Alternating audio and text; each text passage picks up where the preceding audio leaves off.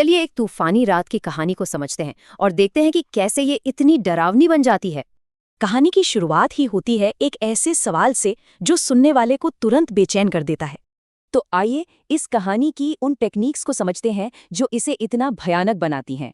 सबसे पहले बात करते हैं माहौल की। कहानी का हीरो रघु एक भयानक तूफान में फंस गया है। देखिए कैसे लेखक देखने, सूंघने और सुनने की शक्ति से एक अजीब, गलत दुनिया बनाता है।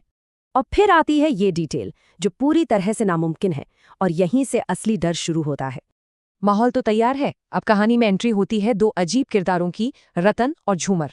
इन दोनों की हर बात, हर हरकत में कुछ ऐसा है जो सही नहीं लगता, और रघु ये महसूस कर रहा है।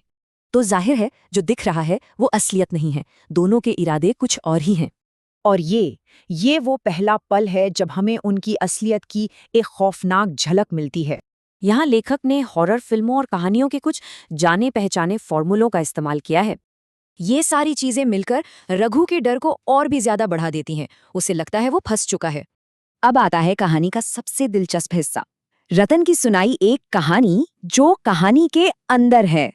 रतन इस कहानी को ऐसे सुनाता है मानो ये किसी और की हो। ये ध्यान भटकाने का एक बहुत चालाक तरीका है।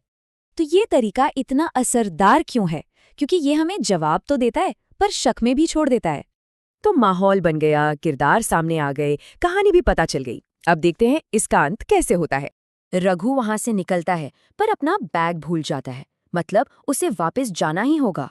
पर जब वो वापस उसी जगह पहुंचता है तो चाय की दुकान वहां है ही नहीं।